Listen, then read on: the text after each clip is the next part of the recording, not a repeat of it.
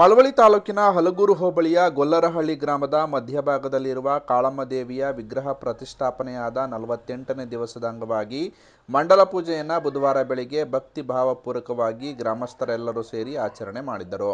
ದಿನನಿತ್ಯ ವಿಶೇಷ ಪೂಜಾ ಕಾರ್ಯಕ್ರಮವನ್ನು ನಡೆಸಿ ಅನ್ನ ಸಂತರ್ಪಣೆಯನ್ನು ಗ್ರಾಮಸ್ಥರು ಎಲ್ಲರೂ ಸೇರಿ ನಡೆಸುತ್ತಿದ್ದರು. 48 ದಿನಗಳು ತುಂಬಿದ ದಿನದ ಜನವರಿ ಬುಧವಾರದಂದು ವಿಶೇಷವಾಗಿ ಮಂಡಲ ಪೂಜಾ ಕಾರ್ಯಕ್ರಮವನ್ನು ಹಮ್ಮಿಕೊಳ್ಳಲಾಗಿತ್ತು.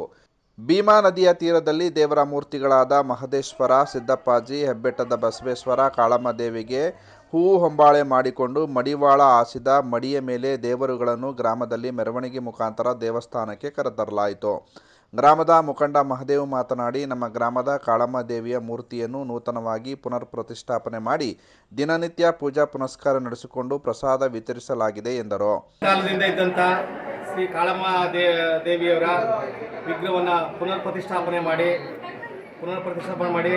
ನವೆಂಬರ್ 24ನೇ ತಾರೀಕು ದಿವಸ ಪುನರ್ ಪ್ರತಿಷ್ಠಾಪನೆ ಮಾಡಿ ಇಲ್ಲಿಯ ತನಕ 48 ದಿವಸಗಳ ಕಾಲ ಸಂಪ್ರೋಕ್ಷಣೆ ಕಾಲವನ್ನು ಮಾಡಿ ಇಲ್ಲಿಯ ತನಕ ಇವತ್ತು 48ನೇ ದಿನ ಮಂಡಲ ಪೂಜೆಯನ್ನು ನೆರವೇರಿಸಿ ಶ್ರೀ ಕಾಳಮ್ಮ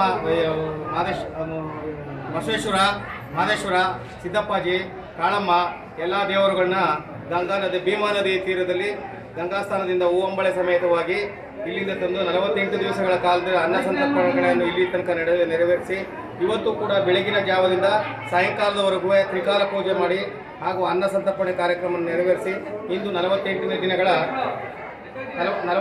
ದಿನಗಳ ಕಾರ್ಯಕ್ರಮವನ್ನು ನೆರವೇರಿಸ್ತಾ ಇದ್ದೀವಿ. ಇದೇ ವೇಳೆ ಗ್ರಾಮದ ನಾಡಗೌಡರಾದ ಶಿವಣ್ಣ, ಯಜಮಾನರಾದ ತಮ್ಮಣ್ಣ, ಅಪ್ಪಾಜಿ, ರಾಜಯ್ಯ, ನಾಗಣ್ಣ ಸೇರಿದಂತೆ ಹಲವರು ಉಪಸ್ಥಿತರಿದ್ದರು.